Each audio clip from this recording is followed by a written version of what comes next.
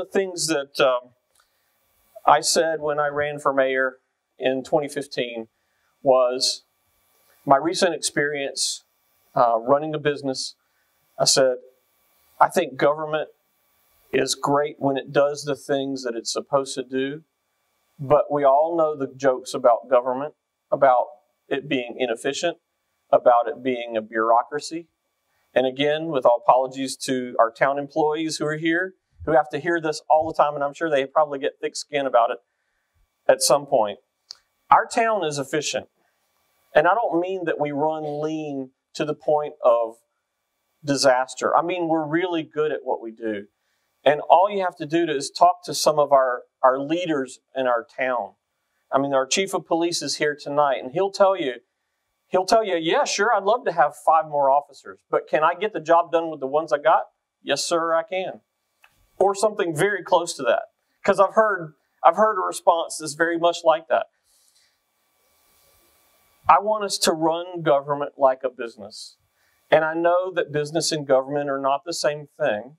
So I don't mean convert government to a business. I just mean use the same kind of principles. For example, how do you measure whether or not your team is doing a good job? What are your metrics? What are you measuring? If you're always comparing yourself to another town, you're doing it wrong.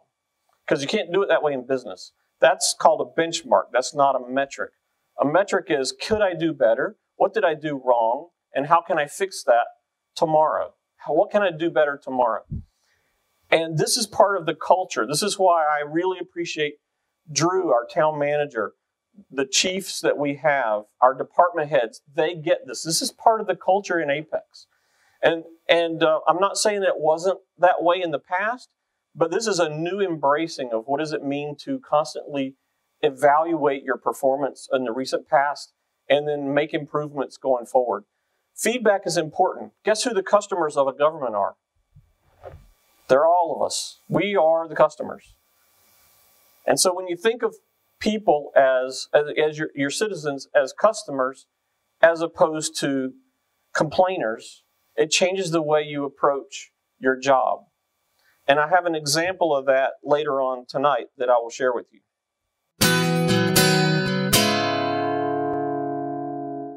Let's talk a little bit about some of the capital projects. Capital, of course, is when you spend money that invests in something that is tangible as an asset. It has a start date, end date, and a budget. The closer it is to home, the more we control it in APEC, the better we execute. The more we rely on third parties or other government institutions or CSX, then your schedule is blown all out. We're about to spend roughly $13 million on this bridge. This is located out South Salem Street. It's going to cross over South Salem Street. Right down here is Salem Village, the residential area. So these will finally be connected. Once this opens, then the Tension Road crossing of the railroad tracks will probably close pretty quickly after that. Depends on how fast CSX is at doing it. This section we're looking at designing this year. Next year we break ground. Not sure what month yet. And depending on how long it takes to build, if it's 18 to 24 months, that you're looking at somewhere around 2022. Sounds like a long way away, but right now it's 2019. That's only 3 years. So next capital project is the Pleasant Park. This is a fairly large park, 90 acres, 4 ball fields, 6, they say soccer, multi-use, lacrosse can be on them. You can split them in 2 and play short games for smaller kids. And you see there's tennis courts down in the far corner. And also there's a basketball and a splash pad amenity. So we're doing this in 3 phases. Phase 1, starting immediately. This is going to be about $12 million. We're going to focus on the parts that generate revenue from regional tournaments. So I'll say that again because most town parks, most municipal parks you think of as just kind of open at dawn and closed at dusk, and maybe there's a few organized recreational activities. But what we're going to do with this one is it's going to be a regional draw. You can't see it from this map, but 540 is not that far away from this park, which means Oh, there it is right there. Yep. There, look at that right there. So very close. So people will be able to come from distance for regional tournaments here. We also have heard that there are hotels interested in locating somewhere near this major intersection of highway and major roads because of the regional possibilities, which is good. It's not in the downtown, it's out on the edges, but this generates business for APEC because they're going to be hungry when they finish playing, and some of them aren't going to just hit the road. They may look for somewhere to eat. They'll be looking for places around here. So 3 phases, each phase every other year, at least that's the plan. So this coming year, as you know, there was a tax increase related to the bond that passed. So one part of that went in. That was 1.5 cents off of onto the $100 value. That started. This starts now, and then in 2 years we do another 1.5 cents to get to the next phase. The implementation of this is going to be starting pretty quickly. A lot of people are looking forward to all of the uses that will be out here. The challenge, and this is being honest and frank, one of the challenges with the park is going to be access. There is a train tracks there on the far side near that traffic circle at the entrance and exit. So we're working diligently with many people involved to try to figure out if there's an alternate entrance or exit somewhere, so that if there is a train that is stopped, or if there is, for some reason, a blockage there, there are other options. That is a known problem. We are addressing it the best we can, and we probably will not move forward with total implementation until we know what the solution is going to be. So the next, we're going to be going to the APEC Senior Center. So as you know, this is our town campus is a quad, sort of like 4 pieces of pie, which is, my favorite pie is a quarter of a pie, right? So this is the center. Town hall is up here. We have our current community center down here. Some people call it the rec center. So where the gazebo is, there's going to be that red dotted line is going to be the senior center. That's an expansion. So it's technically community center expansion and senior center. All of the senior programming that isn't outdoors will be in that building. There may be other programming that goes into that. Why? Because we're an efficient town. So if there's a room not being used, we'll figure out if we can use it for something else. But that's coming up. And you see also the Tunstall House is on our property at Town Hall.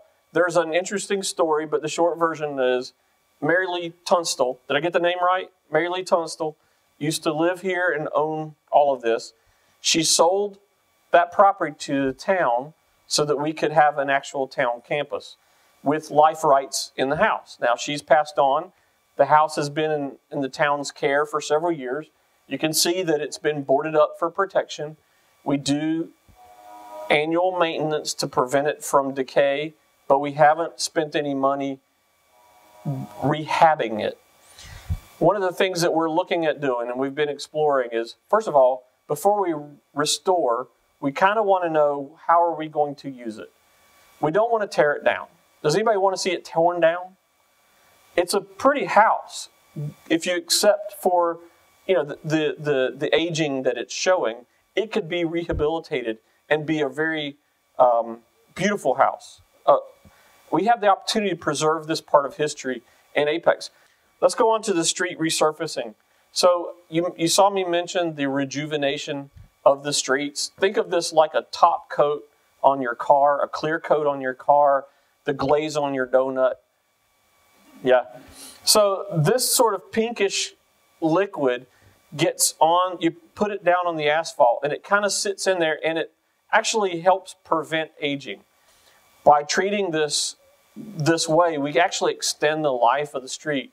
This is an investment. Part of the reason why is we became aware that as the mid-90s streets were coming into their 15, 17, 18-year age frame, we were having to replace them, which meant we'd have to go with the machine, chew up the asphalt, throw it in the truck, put down new asphalt, and take the old stuff away for recycling. That could be expensive. But if we can spray it and delay that for 5, 7, 8, 10 years, that's very fiscally responsible. So we're doing a lot of that. Also, as part of the streets here, think about the roads that we're driving on. So I want to distinguish them. Most of the streets that are APEC owned are in residential areas. But a lot of our roads that we need, especially when we notice how full they are of cars, are NCDOT roads. Olive Chapel Road needs help, but we don't own it. Apex Barbecue Road, as you may know, if you live out that side of town, it's now closed because they're going to do the same thing they did for Kelly. Raise the bridge, lengthen it, make it wider for safety, put some sidewalks, yes, all the way across so people can walk to the park and get around that area of town. These are all DOT roads. All this Davis Drive, North Salem Street, all this Center Street from town all the way out, they're all DOT roads, which means we can't fix them even if we really had the money. So last summer I had the opportunity to be in the governor's mansion with a few mayors from some other cities in the state. So I was there with the mayor of Raleigh, the mayor of Charlotte, the mayor of Goldsboro, the mayor of Asheville. These are all cities that are of some size. And I realized as I was sitting there thinking, it gave me the opportunity to say, you know, I may only have 15 seconds to impress something upon the governor. And he may only remember one thing or no things. So I prefer one thing. So I said to myself, what is the one thing that I'm going to leave him with? I'm not going to overload him with talk. I'm just going to leave him with one thought. I realized his purview is the state. My purview is my town. So I said, Mr. Governor, I'm from APEC. I'm different from the other cities that are being represented here because I'm a suburb where everyone else is the biggest municipality for a 50-mile radius or more. I said, here's how you can help us in APEC. NCDOT owns all of the roads that are clogged with cars because of our growth. And I said, Raleigh, Wake County, Durham is all growing great. Can you help the DOT fund and accelerate projects that expand our state roads? That was my whole elevator speech. And he acknowledged that. He said, I hadn't thought of it like that. So yes. And he said, and then he referred me to Secretary Trogdon and how he was working to accelerate some spending and some projects on roads. And I wanted to make sure he heard the part about suburban DOT roads. Next, Greenways. We're going to spend some money on Greenways. Yes, this is a capital project. Why? Because when you're finished, you've got something, an asset that belongs to us, that we maintain, that has value to us. And the way you know it has value is if it was destroyed, it would be a loss, and we would have to repair it, and that would cost money. Beaver Creek Greenway, most of you know, Beaver Creek comes through the Beaver Creek Apartments, the Beaver Creek Shopping Center, heads on towards Olive Chapel Road, heads on down past Kelly, and heads past Holland Crossing. And eventually what we want to do is take it all the way to the American Tobacco Trail. So that's Beaver Creek. Middle Creek, this is on the south side of APEC. Holly Springs on their side, down at Sunset Lake Road, has a greenway coming up this way. So if we spend some money to connect that, then there will be greenway coming all the way up the Middle Creek Basin, which will then get you all the way to one. So we want to do as many connections to other people's greenways as we can. Public safety. This is another thing we're going to be investing in. You saw in the video, we've opened up Public Safety Station number 5. And yes, we historically want to call it a firehouse or a fire station, but it does have a bay for a police car. So that makes it technically a public safety station. PSS number 5. So we're going to get a ladder truck to go there. We're also going to get some more police and fire equipment as we do most years to try to stay current, replace the old stuff with the new stuff. Because if there's one thing that we don't want to mess up in this town, it's public safety. We love the security we feel in our town. We may not think about it every day, and that's probably a good thing. if you don't wake up fearing your safety every day, then we've got certain people to thank. Thank you, Chief.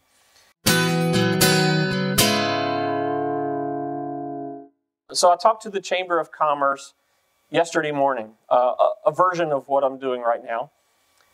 I talked to them about some of the things that we're investing in. How do we want them to perceive APEC as a business-friendly place? Do we conduct business in APEC? You probably haven't heard of all the businesses that are here. You may know the ones that are visible. How many of you have heard of Pentair? Pentair just opened an $11 million expansion R&D facility here in APEC. They're going to hire 50 people. This was kind of a big win for us because they were shopping around. They were looking. They have an office in Cary. They have a manufacturing facility in Sanford. They could have easily expanded one of those. They were looking for something good, really good. So they came out and found this spot. It's just behind the Sheets off of 1010. You can almost see it from the Sheets at 1010 through the woods. ATI Industrial Automation, probably one of the biggest employers that none of us really ever hear about in APEC. So if you imagine a robot hand that can turn 360 and it's surrounded by tools and it also has a blob, a block, or whatever that it's working on, it can actually go get a screwdriver, change it for a Phillips, get a drill, get a polisher, do all these things, changing all the tools, and by the time it's done, it's made something. It's fascinating to watch, fascinating. We are a business-friendly place. We have also worked on a place that we call the cash site. The town struck a deal to purchase the land, to then run through all of the government processes, to then say, this is, if you'll forgive the term, shovel ready, what would you like to build? Because we've already got 90% of the permits here. All you need to do is bring a suitable plan. We've done all that. We call it the cash site. The reason that's so valuable to us as a tool is historically people would say, do you have a place I can build this? How big? No, we don't have any place like that. Because I want to start building like next week. No, it would be like 6 months of getting ready before you can even get there. Now we've done all that stuff and we have this large site and it can be parceled off into pieces so that people can come in more easily. The last thing, and this is just as important from a larger perspective, is we've developed the Advanced APEC 2045 Land Use Map and Plan. So what we've done as part of good, strategic, thoughtful, intelligent, context-free planning is to say, here are the areas where we think residential makes sense. Here are the areas where we think commercial makes sense. Here are the areas where we think light industrial makes sense. And this year, in this one, different from the existing one we had, which was called the 2030 plan, this one now goes all the way to the county line. Previously, we had not studied that far out because we thought that was just so far out in the future. It was past 2030. The good thing is, by doing that now, we've defined the rules of the game for anybody who wants to develop. We understand that people have land. We understand that some people say, this is my retirement plan. I've had this land in my family for 35, 50, 75 years, but one day I do want to develop it, sell it. So we have a responsibility as a town, if we are good planners and stewards of the development and the growth of our town in a sustainable way, that we provide the rules of the game.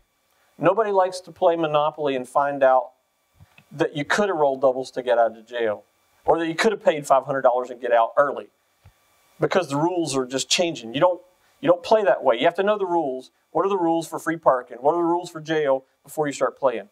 So we want to make this clear for the developers.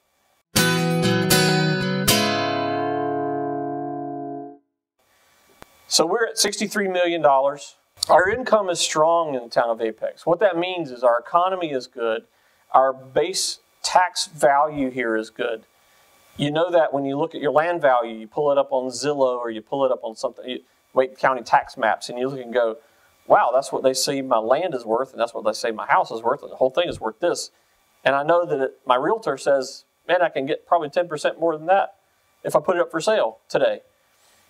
So with all that said, the reason that's important is because half of the revenue that comes into the town for our budget comes from property tax. So for those of you who aren't familiar, or you grew up in a different state where it was a little bit different, our budget, about half of it comes from property tax. Ad valorem is the Latin term they use for that. But our income is strong. It wouldn't surprise me when we do our analysis to see what is our new tax base. Because of annexations we've done, we've seen that base grow. We expect that that will continue to grow. From the last, 2 years, this is our population increase on a monthly basis. And you'll see right about here, this is a 400 line, this is a 300 line. So for the last year or two, we've averaged about 300 or so, 350 people per month. So when you hear figures, here's the one that's correct. About 10 people a day move here. Okay? This bump here, in case you're focused on that, because you're one of these people that goes like, well, what's that one? That was certificates of occupancy for the apartments at 540. So when they open the building, you get a bunch of COs. That's primarily what this is. Okay, next slide. So then, because I am a nerd on this kind of stuff, annualized, trailing 3 months. So what I wanted to figure out is, what kind of rate are we running at? I know what it was today or last. What kind of rate? So you can sort of feel, this is the purple bars are the trailing 3 months. And the black line is more of a trending line. So you can see it rises and falls, right? So here's what I want you to take away from that. You can see the growth was increasing, but right here, we see it trailing off. Even month by month, you see our annualized starting to slow down. All right, next slide. Our population, this is just raw population. We're at about 56,000 people today. It wasn't that long ago we were at 40,000, and it wasn't that long ago we were at 20. So we are growing. We are not quite at 56, but we're pretty close. All right, next slide. Our daily increase, so this is sort of the division, when I say 10 a day, this is kind of what it looks like averaged out over a month. Okay, so we've been sort of around the 10, 11. We're now starting to drop off. Okay, next slide. This is a key one. How many certificates of occupancy could we still give once a building is built to code? That means that they've had permission to build something, and as soon as they've done it, they get a CO. And that means somebody can move in. Here's the trend I want you to notice. How many are remaining? This is important because what it tells you, what it tells me, is that we're starting to burn down the number of remaining COs. That means we're not adding them faster than we're filling them. Does that make sense? So a remaining CO is sort of a right to build. It's a site, it's a lot, may not have a house yet, or it may have a house half built. This is important because we're burning those down. That means that we're starting to slow down on the rezoning. So anybody who's wondering, are we growing way too fast? Are we spinning out of control? Remember what I said before, we're going to be okay. All right, let's next slide. The build-out population, this is another good one. So this is, if we don't approve any new rezonings for residential use, but everybody who now has that builds as much as they can to the end, this is what the prediction would be for population. So this is around the 74,000 mark that we're heading towards. How long will that take? Depends on the economy. Could take 5 years, probably not, but that would be huge, right? That would probably blow us up. We'd have bigger problems. More than likely, this will take 20 to 25 years to build out. But that will take us from 56 to 74,000. And it depends, again, on how the economy goes. So if in 4 years, we're all looking, going like, wow, do you remember when it felt like this last? It was 2009, or 2010, right? We may go through that period again.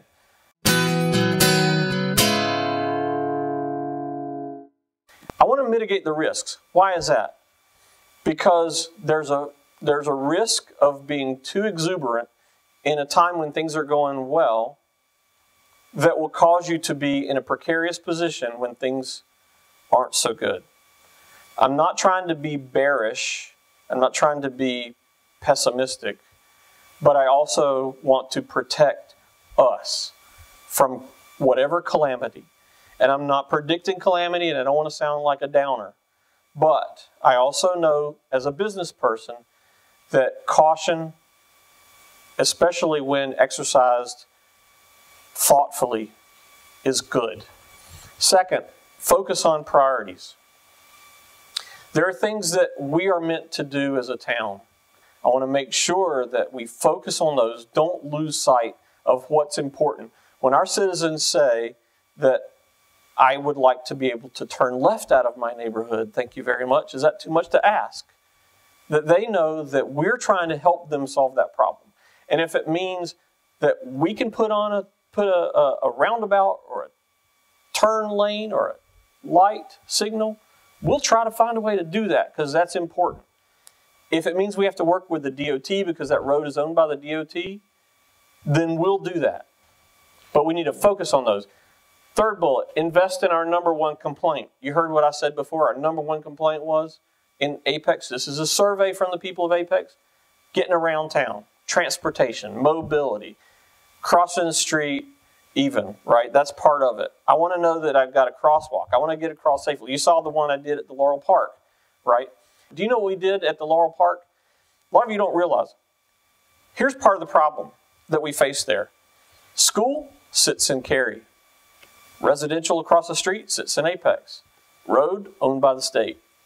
Three governments, guess how much work got done? Well, we took the lead a little bit in Apex and said, hey, do you guys mind if we own the street? Cary said, fine with us. State said, okay. So we got General Assembly to pass, because I think it has to go to the General Assembly, to basically turn that piece of road over to the town of Apex. Once we owned it, which by the way was good for us because we have some utilities under that road. Once we owned it, we said, we're putting in a crosswalk. And we did. And when we did, we also didn't just use the standard road paint. We used that special kind of, it's sort of a emulsion with some plastic in it that lasts a lot longer. So what good's a crosswalk if it wears off, right? We got the signs up, we got the little medians so people will slow down. That's a lot safer. This is an example of what we can do when we have the ability to focus on the problems that people see as their number one. Second, what is our number one asset? It's our downtown. That's what everybody says, and that's what most of us feel in our hearts. When you go downtown, there's that something special you feel. What do you feel? What is it you're feeling? How do you put that into words, right? For me, I can tell you what I feel. I feel memories from when I was 13 and ride my bike to downtown, and I'd go visit Beasley's Grocery and buy me a Mountain Dew out of the refrigerator, pull it up and open it on the bottle opener on the side. I'd go across the road and talk to Charles Bennett Sr. and buy a pair of Converses from him because I had saved up enough money from doing my chores. And right, all these things, that's what I feel when I go downtown, is my memories. Now you see something completely different, but you see there's something there. There's a spirit in the town that is different, that the sum is greater than the parts. And so I want us to make sure we invest in our downtown. What does that mean?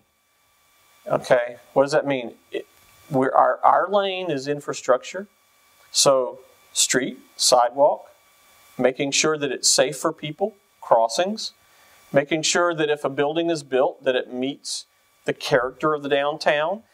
Seaboard Street parking, y'all know Seaboard Street, right?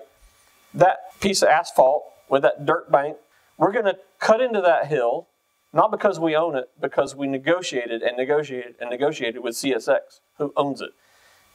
And they gave us permission to put parking on that place. We do have to pay for that privilege on an annual basis. We wanted to get that for cheaper, but at some point we said, you know what, it's worth it, we got to do it. So we're going to put in structured parking. So all of that's going to be fixed up so that there will be, structure just means proper, paved, lined parking spaces. So no longer do you have to wonder, did I park too close to the tracks? Is the train going to hit my car when it goes by? That's step one. One of the things that we've talked about for at least 3 years now is some other extended downtown parking. Right now we've got this lot just over here between here and the police station. What can we do with that? I've been pitching, and the town managers helped me out with some private investors to see if they can put together a program to do a hidden parking deck wrapped with retail, office, residential, which would be so cool, and do it in the style that looks like the old downtown.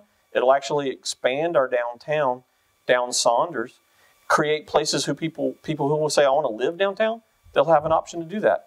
And guess what? Right in the middle of all that is this hidden parking deck that people can use. Not only the people who have a condo there, but the public can actually park there and use it. The last one, no, not next to the last one, stick to the 2045 land use map. Now, we might make a mistake in the 2045 land use plan, and if somebody comes and points out that mistake, we should be willing to acknowledge it and go, ooh, yeah, that doesn't make sense. But what we want to do is stick to it because it's part of a plan.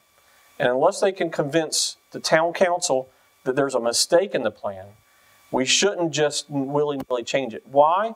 Because by changing that too much, we create a town that's not sustainable and it collapses. Maybe not economically, but it doesn't work.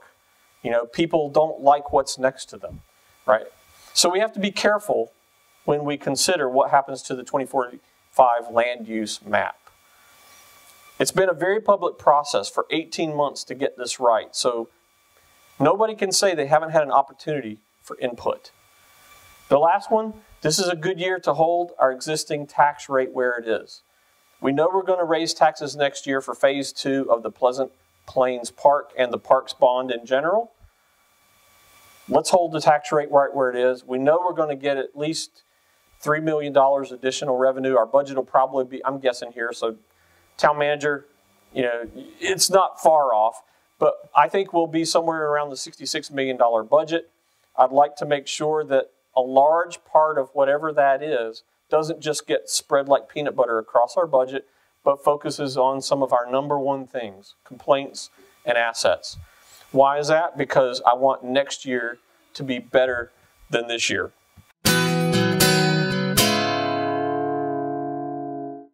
In conclusion for today, 2 things I want to leave you with. 1, everything's going to be fine. This is a great town. Things are going great. If you don't love it, I want to know why. Lastly, I'd like to leave you with this. A little story about the spirit of community permeating into our town. It also permeates into our town staff culture. So we got a letter at the town council. All council members got it. Dated January 8th, 2019, so very recently. Dear Mayor and Town Manager, I went to Town Hall on Thursday, January 3rd, and it was lunchtime.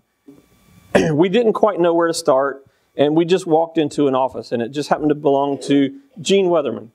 So talk about luck. We have issues with groundwater, drainage, runoff, etc. And what Gene could have said was, hey, you know what? It's lunchtime. Do you want to come back in like an hour and a half, and I'll try to help you out? I got to go. No, she didn't do that. Instead, she asked for our address, pulled out some maps and some plans, and spent some real quality time with us, understanding the issues that we had. What a real pro, she says. And then she said, then her next right move was to say, let me take you to Mike Deaton. So then they went to Mike Deaton. It's lunchtime still. Mike Deaton is sitting there at his desk working, and he says, come on in. Simply stated, he asked some really great questions, pull out his own sets of maps and site plans, and he says, I know what you're talking about now. And she goes, wow, that's another real pro. And he promised a follow-up. So, what do you know? That's what she wrote. So, what do you know? Yesterday, he sends a quick email to say he's filled in Mr. James Michiagno, about our concerns and is asking him to follow up. And he calls and says, hey, can I come over? And within an hour, he's on the property, walking with us at our house, seeing the issues for himself. And he says, well, that's a real problem. That's not a real problem. This might work. This might not work. And then he tells us why, explains why. And he does a follow-up on the same day in email. Wow, that is great. 3 times, 3 at-bats, 3 homers. That's her baseball analogy, right? These people represent the finest that is APEC. When I ran for mayor in 2015, I only dreamed of this, right? Functional government. Now to see it in practice, it warms my heart because it's what I wanted for APEC. She says, I'm so delighted to know that APEC has attracted such knowledgeable, helpful, and customer-oriented pros. Notice she said customer-oriented. But you know that. You all know that. Because after all, you work side by side with them. So town manager Drew, he didn't find this a surprising email. I'm sure it made him really proud, but he wasn't surprised. Bottom line, both my husband and I want you to know that these three were so helpful and positive. A real pleasure. Because of the culture that we've created here, we will get another email like that. And it'll be different people, different citizen, different problem. But they'll say, wow, your people are really professional.